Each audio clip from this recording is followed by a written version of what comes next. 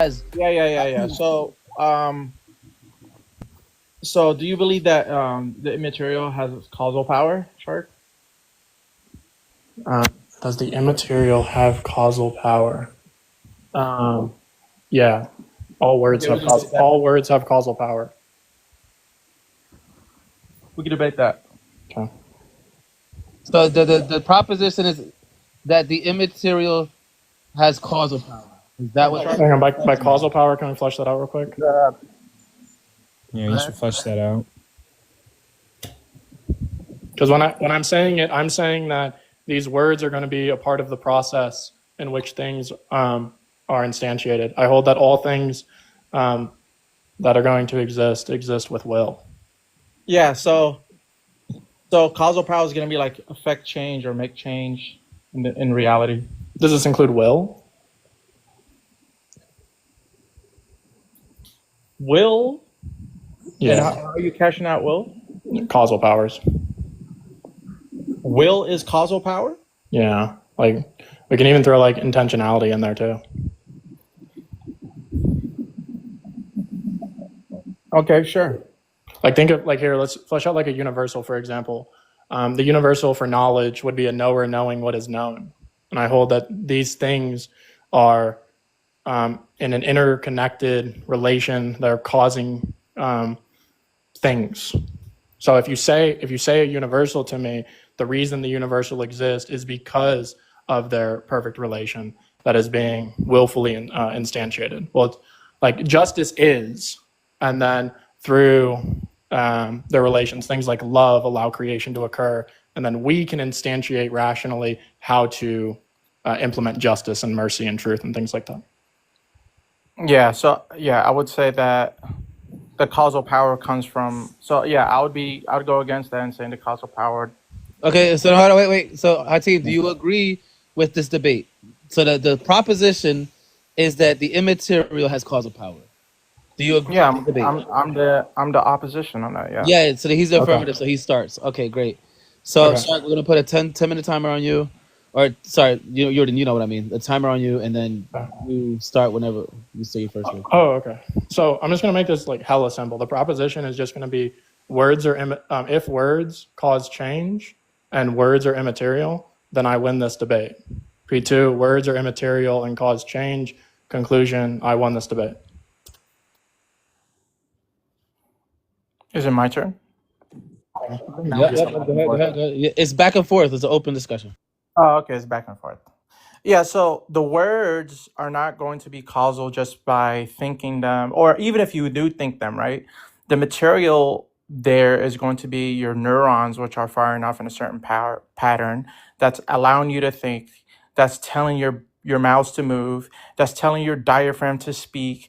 And then those vibrations in the air are physical, which reach your ear and reach your eardrum, which are physical things. Then allow the electricity neurons from the ear to relay information to the brain, which then interprets the information to the brain for you to even understand what somebody else is saying, or even hear them first and then understand them. So all of that are physical as far as I understand it. None of that is immaterial, except maybe like the concept of it happening. But the concept doesn't have causal power. It's the concept being instantiated in reality that's going to be the causal power. And that instantiation is all physical. It's physical? The words are affected physically, but no, words are not physical. Words are not physical. Do words cause change? No. Okay, so when people are being mean to you, riling you up with their words, are they creating a cause in you or some kind of effect? The word itself, no, but the vibrations in the air, which I interpret, Yeah. right, physically, using my thoughts, which are physical. Yeah, you use your vibrations, which are physical, to conceptualize the words, right? So yeah, so When you- the concept doesn't. Here, can I just real quick? So the concept. You perceive. All right, my bad. Yeah, no, you're good. The vibrations, right? I'm doing right, right. There's a difference between noise, sound, and words, right? Right. So the words are going to be conceptual reference that your body is perceiving conceptually, right? So the concept of whatever word I say, monkey, right? Right? Now you have this concept, which you agree is immaterial, that is causing your body to react. No. So the only way that I could even interpret is through the physical thing, right? Because my brain is a physical thing that's interpreting what I'm hearing through my eardrum, which is another physical thing, which is intercepting the vibrations, which is another physical thing. If we remove anything physical from there, there's no way for you to put any effect through words to me. Yeah. So of course. without physicality, you're never going to get any causal effect. So that's why I'm making the argument that you can't have causal power without the physical. Hang on. The proposition was not that they're not synthesized. I grant you that they're synthesized, right? But your proposition is that the immaterial does not have any causal power whatsoever. And I am saying that with objective and subjective and physical and conceptual and material and immaterial, they are synthesized in a state which are causing each other to have effects. When you say synthesized in a state, what do you mean? They're working in harmony together. They're not contradictory. The material and immaterial are coexisting. Yeah, but you can remove the concept and still have causal power just with the physical. Well, that's a presupposition. I don't grant that. Yeah, look, imagine I don't even understand when you're shouting at me, right? I don't understand the content of what you're saying. You would understand anger. You would understand the concept. The content. Do you hear me? Yeah. Did you hear what I said? Are you talking like content is like behavior here? No, content as in the meaning of the words. Is meaning subjective? Okay. Is meaning subjective? Okay, or you could just say loud, right? Loud. No, what does meaning here mean?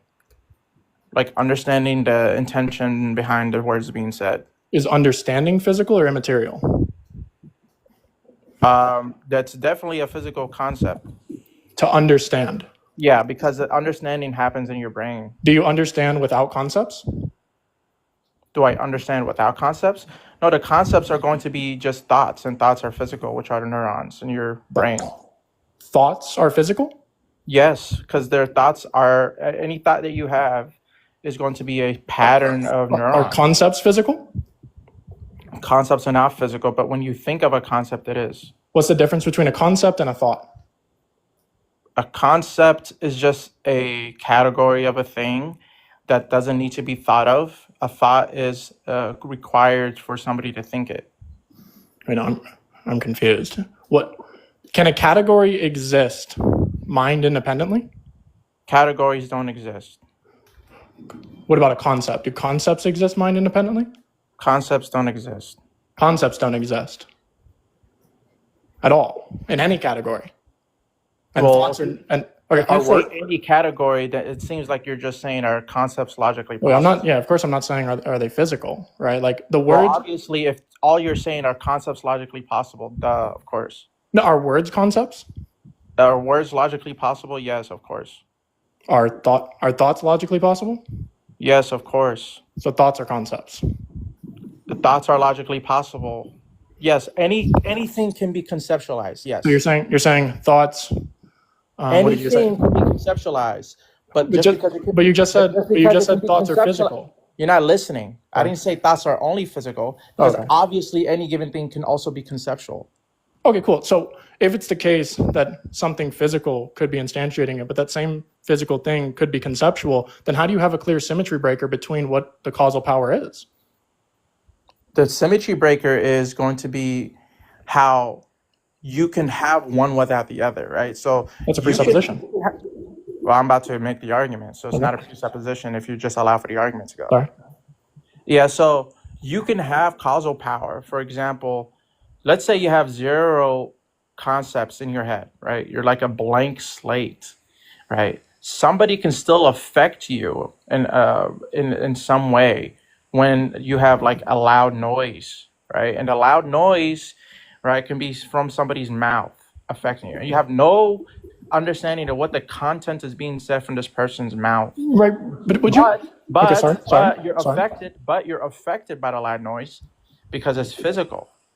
Okay, forgive me, but wasn't the original proposition that immaterial things don't or can't cause change. But now it seems like the proposition has moved to conceptual things or immaterial things are a part of the causal chain.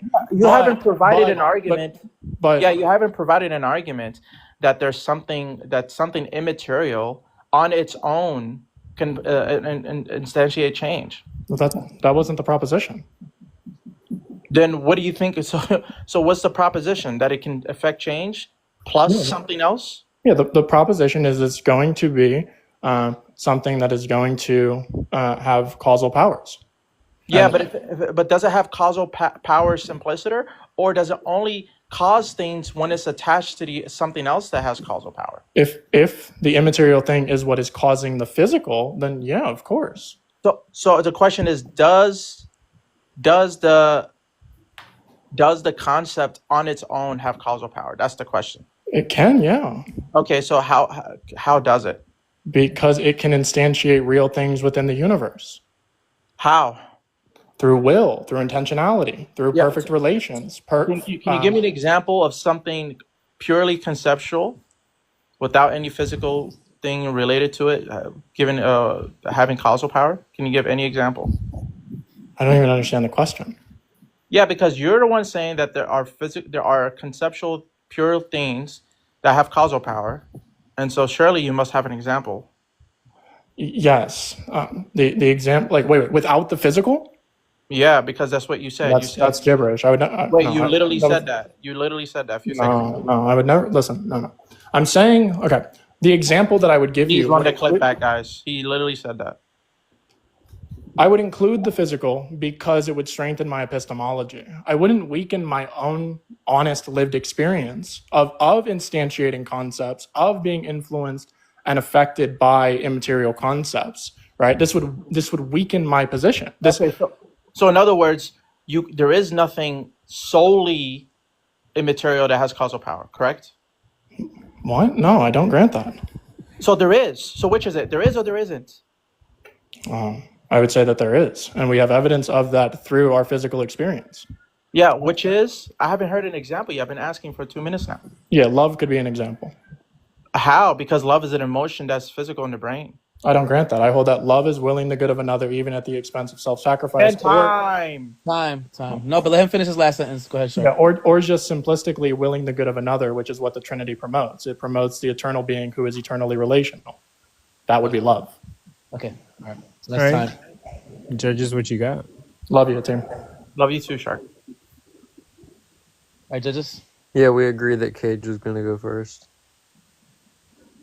You guys do this on purpose. Yeah, I mean, I take it that the argument Shark gave was a little bit odd. I take the original proposition that was established that wanted to be debated was, can things that are immaterial have causal powers? Now, it sounded like the argument was something like for all things or for all concepts that are instantiated, if those concepts are immaterial, then immaterial things have causal powers. The problem is, and I think what Hatim pointed out very well during the debate, was how all concepts require some type of uh, physical token to, and have some type of change to enact. So I take it that Hatim won because of some type of reductio that he gave, whilst maybe wasn't a reductio, but I take it that the concepts the immaterial having causal powers wasn't established as true. Guys, the poll is up. We have a minute to vote. I voted for Hatim. Also, Kaysen or Jim? Yeah, Kaysen said he was gonna go second. Yeah, I also voted for Hatim. I thought, Shark did good in his opening, or like whenever he started. I don't know if you want to call it an opening, but you know what I mean. He did good in the beginning, but like kind of like similar to what Cage said. I think the example or what Hatim brought up wasn't, or there wasn't enough time to address that, or Shark didn't really know how to address that. Either one, it wasn't addressed, and I think that was a good point. Jim? I think I give it to him. I kind of like was trying to see.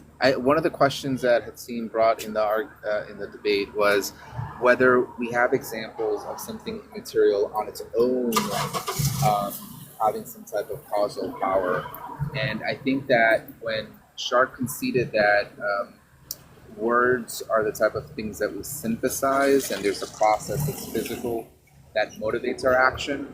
I don't think that was sufficient enough to show that words in and of themselves are causal, or like these immaterial entities are causal on their own. So I'm going to give it to Hatim as well. Good game, Hatim. Hey, thank you for Good game, bro. GG judges. Hatim, have fun, brother. Love you. Thank you, Shark. Coming up. Later, Shark. So Shark has won 3. Shark has 3, so we're gonna keep that up because right now Shark has the streak. Hatim has 1 on the board, so we'll leave that at 1 until he is kicked off, or until he beats Shark. Bet. Hatim, you're king of the hill. Congratulations. Hallelujah. Nice.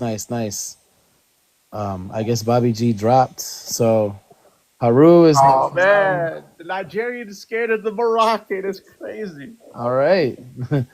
So Haru, you have any of these topics that you want to debate Hatim on?